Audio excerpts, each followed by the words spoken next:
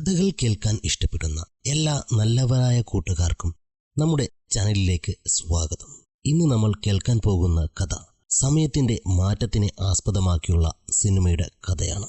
ഇതിൽ ടൈം ട്രാവലും സമയത്തിന്റെ സങ്കീർണമായ വ്യതിചലനവുമുണ്ട്. ഇതൊക്കെ ഉണ്ടെന്ന് കരുതി സിനിമ അത്രയ്ക്ക് സങ്കീർണമല്ല, സിമ്പിളായി മനസ്സിലാകുന്ന കഥയാണ്. സയന്റിഫിക് മൂവീസ് ഇഷ്ടപ്പെടുന്ന എല്ലാവർക്കും ഈ സിനിമ ഇഷ്ടപ്പെടും. അപ്പോൾ നമുക്ക് നേരെ സിനിമയുടെ ഉള്ളിലേക്ക് തള്ളിക്കയറാം. അതിനു മുമ്പ് ലൈക്ക് ചെയ്യാനും സബ്സ്ക്രൈബ് ചെയ്യാനും മറക്കരുത്. സിനിമയുടെ തുടക്കത്തിൽ നമ്മുടെ കഥാനായകൻ, അദ്ദേഹത്തിന്റെ പേരാണ് ഹോപ്പർ. അദ്ദേഹം ഒരു കാർ പരിശോധിക്കുകയാണ്. ഈ കാർ അദ്ദേഹം അവിചാരിതമായി കണ്ടെത്തിയതല്ല, മറിച്ച് അദ്ദേഹം എന്തോ ഒന്ന് അന്വേഷിച്ച് വന്നതാണ്. അത് എന്താണ് എന്ന് കഥയുടെ അവസാനം മനസ്സിലാകും. അങ്ങനെ അദ്ദേഹം കാർ പരിശോധിക്കുമ്പോൾ അദ്ദേഹത്തിനൊരു ഡയറി കിട്ടുന്നു. അതിൽ കുറച്ച് പഴയകാല രാജാക്കന്മാരുടെ ഫോട്ടോയും ഒരു ഫാമിലി ഫോട്ടോയുമുണ്ട്. അതുകൂടാതെ അതിലൊരു മാപ്പുമുണ്ട്. അങ്ങനെ വാഹനത്തിന്റെ പുറമെ പരിശോധിക്കുമ്പോൾ പ്രൊഫസർ ഒരു ഗുഹ കണ്ടെത്തുന്നു. ഹോപ്പർ ഒരു പ്രൊഫസറാണ്, അതുകൊണ്ട് തന്നെ അദ്ദേഹത്തെ നമുക്ക് പ്രൊഫസർ എന്ന് വിളിക്കാം. പ്രൊഫസർ തനിച്ചല്ല, അദ്ദേഹത്തിന്റെ കൂടെ ഒരു കൂട്ടുകാരനുമുണ്ട്. അത് മറ്റാരുമല്ല, അദ്ദേഹത്തിന്റെ പട്ടി തന്നെയായിരുന്നു. അങ്ങനെ അദ്ദേഹം കണ്ടെത്തിയ ഗുഹ പരിശോധിക്കുന്നതിന് ഇടയിൽ ദൂരെ മലമുകളിൽ വേറൊരു ഗുഹ അദ്ദേഹം കാണുന്നു. അങ്ങനെ പ്രൊഫസറും പട്ടിയും ആ ഗുഹയുടെ അടുത്തേക്ക് എത്തുന്നു. അപ്പോൾ ഗുഹയ്ക്ക് ഉള്ളിൽ ഒരു മനുഷ്യൻ അനങ്ങാതെ നിൽക്കുന്നു. പ്രൊഫസർ കുറേ പ്രാവശ്യം അയാളെ വിളിക്കുന്നുണ്ട്, പക്ഷേ അയാൾക്ക് യാതൊരു അനക്കവുമില്ല. അങ്ങനെ പ്രൊഫസർ എന്തൊക്കെയോ മനസ്സിൽ കണക്കുകൂട്ടി അവിടെ നിന്നും അദ്ദേഹത്തിന്റെ വീട്ടിലേക്ക് തിരിച്ചു വരുന്നു. ആ യാത്രയ്ക്കിടെ പ്രൊഫസർ തന്റെ സ്റ്റുഡന്റായ ജാക്കിയെ വിളിച്ച് തനിക്ക് ട്രെക്കിങ്ങിന് പോവാൻ ആവശ്യമായ സാധനങ്ങൾ സെറ്റ് ചെയ്യാൻ പറയുന്നു. അതുകൂടാതെ താൻ പോകുന്ന കാര്യം ടൈലർ യാതൊരു കാരണവശാലും അറിയരുത് എന്ന് പ്രത്യേകം ചട്ടം കെട്ടുന്നു. എന്നാൽ ജാക്കി, അവളൊരു പെണ്ണല്ലേ, അവൾ എല്ലാം ടൈലറോട് പറയുന്നു. ജാക്കിയും ടൈലറും സഹോദരി സഹോദരന്മാരാണ്. പ്രൊഫസർ വന്നപ്പോൾ തന്നെ ടൈലർ ചോദിക്കുന്നു, എന്തുകൊണ്ടാണ് എന്നോട് ഈ കാര്യങ്ങളൊക്കെ മറച്ചുവെക്കാൻ പറഞ്ഞത് എന്ന്. അതൊരു അപകടം പിടിച്ച സ്ഥലമാണ്, അതുകൊണ്ട് തന്നെയാണ് എല്ലാ കാര്യങ്ങളും നിന്നിൽ നിന്നും ഒളിപ്പിച്ചു വെച്ചത്. നിന്നെ കൊണ്ടുപോകാൻ സാധ്യമല്ല എന്ന് പ്രൊഫസർ മറുപടി നൽകുന്നു. അങ്ങനെ ബാഗും ബാക്കി സാധനങ്ങളുമായി പ്രൊഫസർ ആ സ്ഥലത്തേക്ക് വീണ്ടും എത്തുന്നു. പ്രൊഫസർ ആദ്യം കണ്ട ഗുഹയിലേക്ക് ഒരു കയർ അതിലേക്ക് ഇടുന്നു. എന്തെങ്കിലും സംഭവിച്ചാൽ ഇതുവഴി രക്ഷപ്പെടാം എന്നായിരുന്നു പ്രൊഫസറിന്റെ പ്ലാൻ. അങ്ങനെ വള്ളി ഗുഹയിലേക്ക് ഇട്ടതിന് ശേഷം മലമുകളിലെ ഗുഹ ലക്ഷ്യമാക്കി ഹോപ്പർ നടക്കുന്നു. ഹോപ്പറിന്റെ കൂടെ അദ്ദേഹത്തിന്റെ പട്ടിയുമുണ്ട്.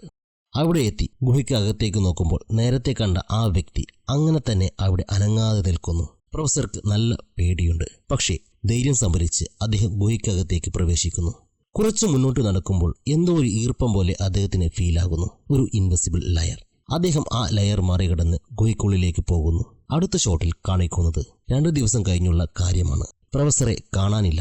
അദ്ദേഹത്തെ അന്വേഷിച്ച് ഇറങ്ങാൻ പോവുകയാണ് ടൈലറും ജാക്കിയും. പക്ഷേ പ്രൊഫസർ പോയ സ്ഥലത്ത് സിഗ്നൽ ഒന്നുമില്ല.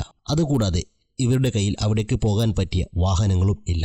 അങ്ങനെ ജാക്കി ടൈലറിന്റെ ഫോൺ എടുത്ത് ടൈലറുടെ പഴയ കാമുകിയെ വിളിക്കുന്നു. ഇതിന് ടൈലർക്ക് തീരെ താല്പര്യമില്ലായിരുന്നു. എന്തായാലും പഴയ കാമുകിയല്ലേ, പക്ഷേ അവൾ വണ്ടി കൊണ്ടുവരാമെന്ന് സമ്മതിക്കുന്നു. അവർ വണ്ടിയുമായി എത്തുന്നു. ക്ലാര എന്നായിരുന്നു അവളുടെ പേര്. അവളുടെ കൂടെ അവളുടെ അനിയത്തിയായ വിവിയും കസിൻ ആയ ഫെർബിയും ഉണ്ടായിരുന്നു. ഇതിൽ വിവി ഒരു ചെറിയ യൂട്യൂബറാണ്, നമ്മളെപ്പോലെ. അങ്ങനെ അവർ പ്രൊഫസർ കാണാതായ സ്ഥലത്തേക്ക് എത്തുന്നു. അവിടെ പ്രൊഫസർ കണ്ട അതേ വാൻ അവരും കാണുന്നു.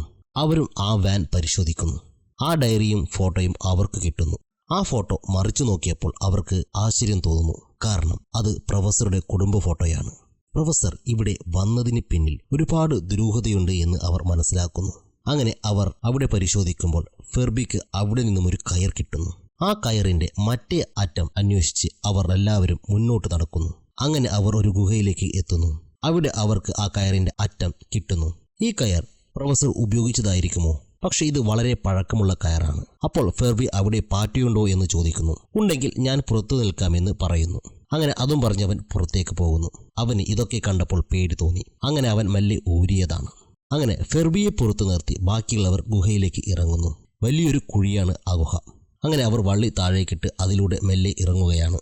അവർക്കും പ്രൊഫസർ നേരത്തെ കണ്ട പോലൊരു ലെയർ അനുഭവപ്പെടുന്നു. അതായത് ഒരു ഈർപ്പം നിറഞ്ഞ ഒരു ലെയർ. ഇത് വളരെ അത്ഭുതമായിരിക്കുന്നു എന്ന് പറഞ്ഞുകൊണ്ട് അവർ ആ ലെയർ ക്രോസ് ചെയ്യുന്നു. അടുത്ത ഷോട്ടിൽ പ്രൊഫസർ ആ ലെയർ ക്രോസ് ചെയ്യുന്നതാണ് കാണിക്കുന്നത്. പ്രൊഫസർ ലെയർ ക്രോസ് ചെയ്ത് മുന്നോട്ടേക്ക് നടക്കുന്നു. അപ്പോൾ പ്രൊഫസർ ആദ്യം കണ്ട ആ ഗുഹയിലുള്ള വ്യക്തി, അതായത് ആ മനുഷ്യൻ, മെല്ലെ മെല്ലെ നടന്നു നീങ്ങുന്നുണ്ട്. പ്രൊഫസർക്ക് നല്ല പേടിയുണ്ട്, കാരണം പ്രൊഫസർ ആ മനുഷ്യന്റെ അടുത്തേക്ക് വരും തോറും ആ മനുഷ്യന്റെ സ്പീഡ് കൂടുകയാണ്. പെട്ടെന്ന് പ്രൊഫസർ തിരിഞ്ഞു നോക്കുന്നു. അപ്പോൾ ആരോ ടോർച്ച് ലൈറ്റ് അടിക്കുന്നത് പോലെ പ്രൊഫസർക്ക് തോന്നുന്നു. സംഭവം എന്താണെന്ന് മനസ്സിലാക്കാതെ അന്താളിച്ചു നിൽക്കുകയാണ് നമ്മുടെ പ്രൊഫസർ. അപ്പോൾ അകത്തു നിന്നും ഒരു ഭയങ്കര അലർച്ച കേൾക്കുന്നു. ആ ഒച്ച കേട്ടപ്പോൾ പ്രൊഫസർ ജീവനും കൊണ്ട് പുറത്തേക്ക് ഓടുന്നു. അപ്പോഴാണ് ഒരു കിളിപാറിയ ട്വിസ്റ്റ്. എന്നാൽ പ്രൊഫസർ പകലാണ് ഗുഹയ്ക്കുള്ളിലേക്ക് കയറിയത്. എന്നാൽ ഇപ്പോൾ രാത്രിയായിരിക്കുന്നു. 5 മിനിറ്റ് കൊണ്ട് രാത്രിയാകുമോ? പ്രൊഫസർക്ക് അത്ഭുതം തോന്നി. അതുമാത്രമല്ല, ഒരു തരിശുഭൂമിയിലാണ് പ്രൊഫസർ തന്റെ കാർ നിർത്തിയത്.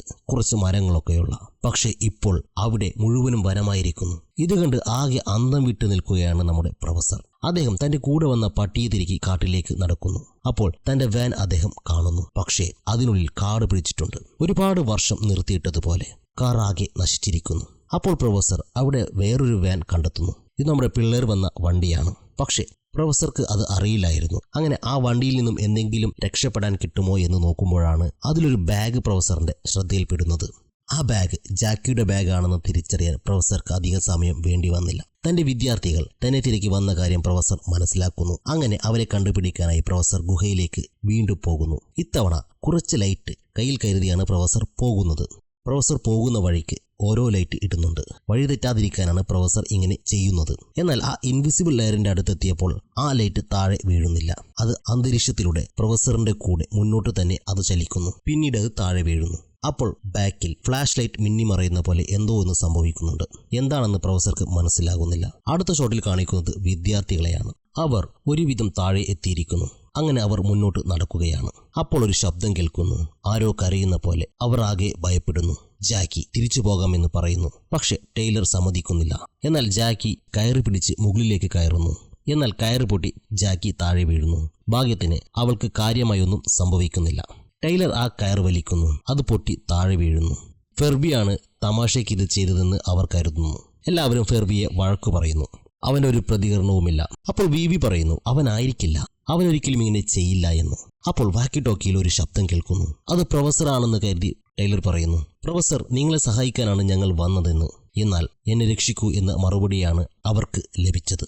പ്രൊഫസർ ഇത് നിങ്ങളാണോ? അവർ വീണ്ടും ആവർത്തിക്കുന്നു. അല്ല, ഞാൻ ഫെർബിയാണ്. അത് കേട്ടപ്പോൾ അവർ ആകെ ഞെട്ടുന്നു. കാരണം ശബ്ദത്തിൽ മാറ്റമുണ്ട്. അവർ ആ ശബ്ദം കേട്ട സ്ഥലത്തേക്ക് പോകുന്നു. അവിടെ മുകളിൽ നിന്നും വെളിച്ചം വരുന്നത് കണ്ട് അവർ അങ്ങോട്ടേക്ക് നടക്കുന്നു. ആ വെളിച്ചം നോക്കിയപ്പോൾ ആരോ ഫ്ലാഷ് അടിക്കുന്ന പോലെയാണ് അവർക്ക് തോന്നുന്നത്. വെളിച്ചം മിന്നിമറയുന്നുണ്ട്. അത് എന്താണ് എന്ന് മനസ്സിലാക്കാൻ അവർക്ക് സാധിക്കുന്നില്ല.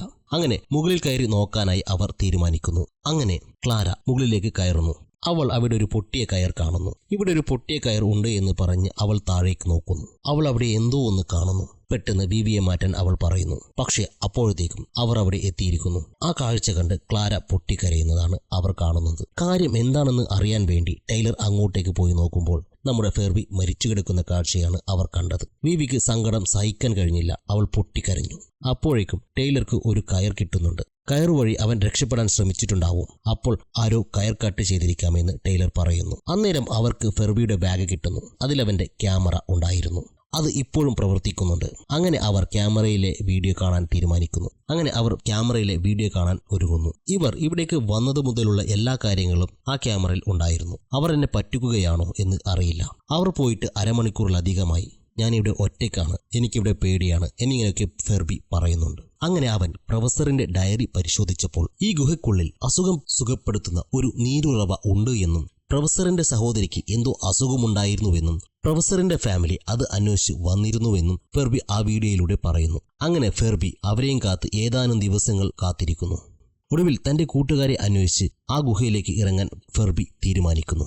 ഗുഹയിലേക്ക് ഇറങ്ങുമ്പോൾ പെട്ടെന്ന് ആകാശം ഫ്ലാഷ് അടിക്കുന്ന പോലെ മിന്നിമറയുന്നു. അതോടൊപ്പം ഫെർബിയുടെ കയർ പൊട്ടി താഴേക്ക് വീഴുന്നു. എന്നാൽ താഴെ വീണ് കുറച്ചു കഴിയുമ്പോൾ ഫെർബി എഴുന്നേൽക്കുന്നുണ്ട്. പക്ഷേ അവിടേക്കൊരു രൂപം വരികയും ഫെർബിയെ ആ രൂപം കൊല്ലുകയും ചെയ്യുന്നു.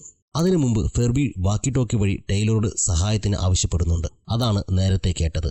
പക്ഷേ ടൈലറെയും ബാക്കിയുള്ളവരെയും ഞെട്ടിച്ചത് ഇതൊക്കെ കുറച്ചു സമയം കൊണ്ടല്ലേ നടന്നത്. പക്ഷേ ഫെർബി കുറച്ചു ദിവസം പുറത്തുണ്ടായിരുന്നു എന്ന് പറയുന്നുണ്ട്. നമ്മൾ ഇതിനകത്ത് വന്നിട്ട് കുറച്ചു സമയങ്ങൾ മാത്രമേ ആയിട്ടുള്ളൂ. എന്താണ് സംഭവിക്കുന്നത് എന്ന് അവർക്ക് മനസ്സിലാകുന്നില്ല. അങ്ങനെ അവർ ആ വീഡിയോ പരിശോധിക്കാൻ തീരുമാനിക്കുന്നു. അങ്ങനെ ഫെർബി ഇറങ്ങുമ്പോൾ ആകാശത്തിനുണ്ടായ മാറ്റം അവർ ശ്രദ്ധിച്ചു. ഇതേപോലെയാണ് നമ്മൾ ഇറങ്ങുമ്പോഴും ആകാശത്തിനുണ്ടായ മാറ്റം. എന്നവർ മനസ്സിലാക്കുന്നു. ഇത് എന്താണെന്ന് കണ്ടുപിടിക്കാൻ ക്ലാര മുകളിലേക്ക് കയറുന്നു. നേരത്തെ ഫെർബി ഇറങ്ങിയ വഴിയിലൂടെ ക്ലാര മുകളിലേക്ക് കയറുന്നു. മുകളിലെത്തിയ ക്ലാര അക്ഷരാർത്ഥത്തിൽ ഞെട്ടുന്നു. വെറും മരുഭൂമി പോലെ ആയിരിക്കുന്നു. അവിടെ അവർ വന്ന പോലെയല്ല, മുഴുവനായി മാറിയിരിക്കുന്നു. തങ്ങളുടെ വാഹനങ്ങൾ ഒന്നും തന്നെയില്ല. അതുമാത്രമല്ല, അവൾക്ക് ശ്വാസമെടുക്കാൻ പോലും പറ്റുന്നില്ല. അത്രയ്ക്ക് മോശമായിരിക്കുന്നു അവിടുത്തെ അവസ്ഥ.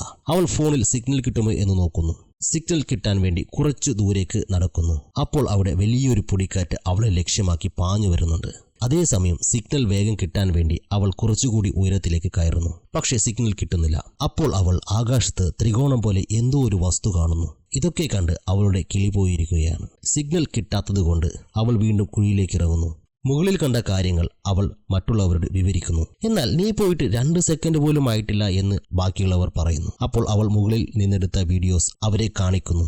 അതിൽ 30 മിനിറ്റോളം വീഡിയോസ് ഉണ്ടായിരുന്നു. അങ്ങനെ അവർക്ക് അവൾ പറഞ്ഞ കാര്യങ്ങൾ മനസ്സിലാകുന്നു. പുറത്തെ സമയവും അകത്തെ സമയവും തമ്മിൽ വ്യത്യാസമുണ്ട്. അവർ മനസ്സിലാക്കുന്നു. ഇവിടുത്തെ 1 സെക്കൻഡ് പുറത്തെ 1 വർഷമാണെന്ന കാര്യം അവർ മനസ്സിലാക്കുന്നു. അങ്ങനെ അവർ ഇവിടെ വന്ന സമയം കണക്കുകൂട്ടുന്നു. അപ്പോൾ അവർ ഇതിനുള്ളിൽ, അതായത് ഈ ഗുഹയ്ക്കുള്ളിൽ കയറി 5000 വർഷം ആയിരിക്കുന്നു എന്ന സത്യം അവർ മനസ്സിലാക്കുന്നു. അങ്ങനെ ക്ലാര വീണ്ടും മുകളിലേക്ക് കയറാൻ തുടങ്ങുമ്പോൾ മുകളിൽ നിന്നും ഇരുമ്പ് ദണ്ട് പോലെ ഒരു സാധനം താഴേക്ക് വരുന്നു. അത് താഴെ വന്ന് കുത്തി നിൽക്കുന്നു. തൊട്ടടുത്ത നിമിഷം അതൊരു ഏണിയായി മാറുന്നു. തങ്ങളെ രക്ഷിക്കാനായി വന്നവരാണെന്ന് കരുതി ക്ലാര ആ ഏണി പിടിച്ച് മുകളിലേക്ക് കയറുന്നു. എന്നാൽ പെട്ടെന്ന് അതിൽ നിന്നും ഒരു രൂപം താഴേക്കിറങ്ങി വരുന്നു. ആ രൂപം മനുഷ്യനെ പോലെ തന്നെയുണ്ട്, പക്ഷേ ഉയരം കൂടുതലാണ്. പ്രത്യേക തരത്തിലുള്ള സ്യൂട്ട് ധരിച്ചിട്ടുണ്ട്. ആ രൂപം താഴേക്കിറങ്ങി വന്നു. പെട്ടെന്ന് ആ രൂപത്തിന് ഒരു പ്രാചീന ഗുഹാമനുഷ്യൻ ആക്രമിക്കുന്നു. അവർ തമ്മിൽ മൽപ്പിടുത്തം നടക്കുന്നു. അപ്പോൾ ആ രൂപം എന്തോ ഒരു ലോക്ക് ഉപയോഗിച്ച് ആ പ്രാചീന ഗുഹാമനുഷ്യനെ ബന്ദിയാക്കുന്നു. ഈ തക്കത്തിന് ടൈലറും കൂട്ടരും ഗുഹയ്ക്കുള്ളിലേക്ക് രക്ഷപ്പെടുന്നു. അപ്പോൾ അവർക്ക് വഴിയിൽ ഒരു സ്ത്രീ ബോധമില്ലാതെ കിടക്കുന്നത് കാണുന്നു. ജാക്കിക്ക് ആളെ കണ്ടപ്പോൾ തന്നെ മനസ്സിലായി, ഇവർ മറ്റാരുമല്ല, 40 വർഷം മുമ്പ് കാണാതായ പ്രൊഫസറുടെ അമ്മയാണ് ഇവർ. അതുകൂടാതെ കുറെ പ്രാചീന ഗുഹാമനുഷ്യരും അവിടെ ഉണ്ടായിരുന്നു. അവർ ആദ്യം പ്രൊഫസർ കണ്ട, അതായത് സിനിമയുടെ തുടക്കത്തിൽ പ്രൊഫസർ കണ്ട ആ ഒരു കൗബോയ് പോലെയുള്ള മനുഷ്യനുണ്ടായിരുന്നില്ല, മെല്ലെ നടന്നു നീങ്ങിയ ആ മനുഷ്യനെ കൊല്ലാൻ നോക്കുകയായിരുന്നു. ഇത് കണ്ട ടൈലറും കൂട്ടരും അവിടെ നിന്ന് രക്ഷപ്പെടാൻ ശ്രമിക്കുന്നു. ഇത് ആ പ്രാചീന മനുഷ്യർ കാണുന്നു. അവർ ഇവരെയും ആക്രമിക്കുന്നു. ടൈലർ അവരെ നേരിടുന്നു. പക്ഷേ ടൈലറെ അവർ ക്രൂരമായി കൊലപ്പെടുത്തുന്നു. ബാക്കി 3 പേരും ഒളിച്ചിരിക്കുകയാണ്. അവരെ തേടി പ്രാചീന ഗുഹാമനുഷ്യർ പോകുന്നു. ആ തക്കത്തിന് ക്ലാര ടൈലറുടെ അടുത്തേക്ക് വരുന്നു. മരിച്ചു കിടക്കുന്ന ടൈലറെ കണ്ടപ്പോൾ അവൾക്ക് സങ്കടം സഹിക്കാൻ പറ്റിയില്ല. അവൾ പൊട്ടിക്കരയുന്നു. അപ്പോഴാണ് നേരത്തെ മുകളിൽ വന്ന ആ മനുഷ്യൻ അങ്ങോട്ട് വന്നത്. അയാൾ ടൈലറെ പൊക്കിയെടുത്ത് ഒരു ചെറിയ തടാകത്തിലേക്ക് ഇടുന്നു. അപ്പോൾ അത്ഭുതമെന്ന് പറയട്ടെ, ടൈലർക്ക് ജീവൻ വയ്ക്കുന്നു. അതുകൊണ്ട് എല്ലാവരും അത്ഭുതവും സന്തോഷത്തോടെ നോക്കി നിൽക്കുന്നു. അപ്പോൾ ആ ഗുഹാമനുഷ്യൻ വീണ്ടും വന്നു. ആ മുകളിൽ നിന്ന് വന്ന മനുഷ്യനെ ആക്രമിക്കുന്നു. അവരുമായുള്ള സംഘട്ടനത്തിൽ അയാളുടെ മാസ്ക് ഊരിപ്പോകുന്നു. അയാൾക്ക് ശ്വസിക്കാൻ സാധിക്കുന്നില്ല. പക്ഷെ ആ വയ്യാത്ത അവസ്ഥയിലും അയാൾ എല്ലാവരെയും ലോക്ക് ചെയ്യുന്നു. അതിനുശേഷം ടൈലർക്കും കൂട്ടർക്കും ഒരു വീഡിയോ കാണിക്കുന്നു. അതൊരു വാർത്തയായിരുന്നു, ഇവരെ കാണാതായ വാർത്ത. എല്ലാവരും ഇവരെ ഒരുപാട് അന്വേഷിച്ചെങ്കിലും കണ്ടെത്താൻ സാധിച്ചില്ല. പിന്നീടുള്ള വാർത്ത ഭൂമിയുടെ അവസ്ഥയെക്കുറിച്ചാണ്. ഭൂമി മുഴുവനായും തകർന്നിരിക്കുന്നു. മനുഷ്യരെല്ലാവരും സ്പേസിലേക്ക് പോകണമെന്നും അവിടെ പേടകത്തിൽ മനുഷ്യൻ താമസിക്കുന്ന വാർത്തയാണ് അദ്ദേഹം കാണിച്ചത്. ഈ പേടകമാണ് ക്ലാര നേരത്തെ കണ്ടത്. ഇപ്പോൾ വന്നതും ഒരു മനുഷ്യനാണ്. പക്ഷെ അയാൾ വേറെ ഗ്രഹത്തിൽ ജീവിച്ചതുകൊണ്ട് അയാൾക്ക് ഭൂമിയിലെ വായു ശ്വസിക്കാൻ സാധ്യമായിരുന്നില്ല. അതുകൊണ്ട് തന്നെ അയാളും മരണപ്പെടുന്നു. ഇനി മുകളിലേക്ക് പോയിട്ട് കാര്യമില്ല, കാരണം അവിടെ ആരുമില്ല എന്ന സത്യം ടൈലറും കൂട്ടരും മനസ്സിലാക്കുന്നു. അങ്ങനെ എന്ത് ചെയ്യണമെന്ന് അറിയാതെ അവർ ആലോചിക്കുമ്പോൾ നമ്മൾ വന്നത് പ്രൊഫസറെ അന്വേഷിച്ചാണ്. ഞാൻ എന്തായാലും പ്രൊഫസറെ അന്വേഷിച്ച് പോകുന്നു എന്ന് പറഞ്ഞ് ടൈലർ പോകുന്നു. അപ്പോൾ തുടക്കത്തിൽ പ്രൊഫസർ വഴി മനസ്സിലാക്കാൻ കുറച്ച് ലൈറ്റുകൾ ഇട്ടിരുന്നുവല്ലോ, അത് ടൈലർ കാണുന്നു. അവൻ ആ ലൈറ്റ് ഫോളോ ചെയ്തു പോകുന്നു. അപ്പോൾ അവിടെ തറയിൽ പ്രൊഫസർ വീണു കിടക്കുന്ന കാഴ്ചയാണ് അവൻ കണ്ടത്. ഓടിച്ചെന്ന് പ്രൊഫസറെ എഴുന്നേൽപ്പിക്കാൻ ശ്രമിക്കുന്നു. പക്ഷേ പ്രൊഫസർക്ക് നല്ല പരിക്കുണ്ട്. എന്നാൽ അവനെ ഞെട്ടിച്ചത് മറ്റൊരു കാഴ്ചയാണ്. ഒരു ഇൻവിസിബിൾ ലെയർ, അതിനുള്ളിൽ ഒരു കൊച്ചുകുട്ടി. അവളെ പിടിക്കാൻ ശ്രമിക്കുന്ന കുറച്ചു പേർ. ആ പെൺകുട്ടി തന്റെ സഹോദരിയാണെന്ന് പ്രൊഫസർ പറയുന്നു. അതുകൂടാതെ ആ ലെയറിനുള്ളിൽ ഗുഹാമനുഷ്യർ, കൗബോയ്സ്, കുറെ രാജഭരണകാലത്തുള്ള പടയാളികൾ. ഇവർ തല്ലുകൂടുകയാണ്. പക്ഷേ അവിടെ സമയം വളരെ പതുക്കെയാണ്, അതായത് പുറത്തുള്ളതിനേക്കാൾ വളരെ പതുക്കെയാണ് അവിടെ സമയം സഞ്ചരിക്കുന്നത്. അതുകൊണ്ട് തന്നെ ഇവർക്ക് അവിടെ നടക്കുന്ന കാര്യങ്ങൾ വളരെ സ്ലോ മോഷനിൽ കാണാൻ സാധിക്കും. അപ്പോൾ ടൈലർ പ്രൊഫസറോട് ചോദിക്കുന്നു, നിങ്ങൾ ആ നീരുറവ കണ്ടെത്തിയല്ലേ എന്ന്. അതെ എന്ന് പ്രൊഫസർ മറുപടി നൽകുന്നു. ടൈലർ പ്രൊഫസറിന്റെ അനിയത്തിയെ രക്ഷിക്കാനായി ഉള്ളിലേക്ക് പോകുമ്പോൾ പ്രൊഫസർ തടയുന്നു. നീയും അതിനകത്ത് പെട്ടുപോകും. ഈ നീരുറവ സംരക്ഷിക്കാനുള്ള സംവിധാനമാണിത്. ഓരോ ലെയറിലും ഓരോ സമയമാണ് എന്നും പ്രൊഫസർ പറയുന്നു. ടൈലർ പ്രൊഫസറെ എടുക്കാൻ നോക്കി. പക്ഷേ പ്രൊഫസർക്ക് തീരെ വയ്യ.